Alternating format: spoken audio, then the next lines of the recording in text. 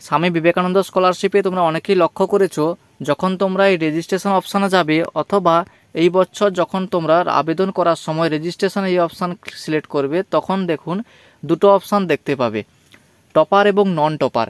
এই টপার এবং নন টপার এই দুটো অপশান কাদের জন্য? প্রথমত আমি বলবো যে টপার অপশানটি যারা ওয়েস্ট বেঙ্গল বোর্ড থেকে পাস করেছো অথবা আইসিএসসি বোর্ড থেকে কিংবা সিবিএসসি বোর্ড থেকে পাস করেছো এবং যখন তোমাদের মেধা তালিকা প্রকাশিত হয়েছে সেই সময় যারা 1 থেকে 10-এর মধ্যে র্যাঙ্ক করেছে সেই সমস্ত স্টুডেন্টরা টপার এই অপশানটা সিলেক্ট করবে।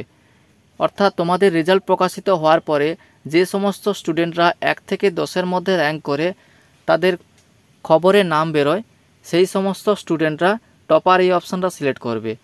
আর অন্যান্য স্টুডেন্টরা যারা 1 থেকে 10-এর মধ্যে র্যাঙ্ক করনি সেই সমস্ত স্টুডেন্টরা নন টপার এই অপশানটা সিলেক্ট করবে।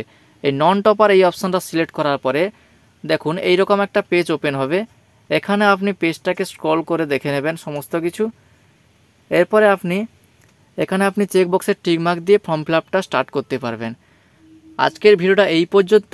ভিডিওটা ভালো লাগলে অবশ্যই একটি লাইক করে চ্যানেলটাকে সাবস্ক্রাইব করে দেবেন এবং পাশে থাকা বেল আইকনটি অল করে দেবেন।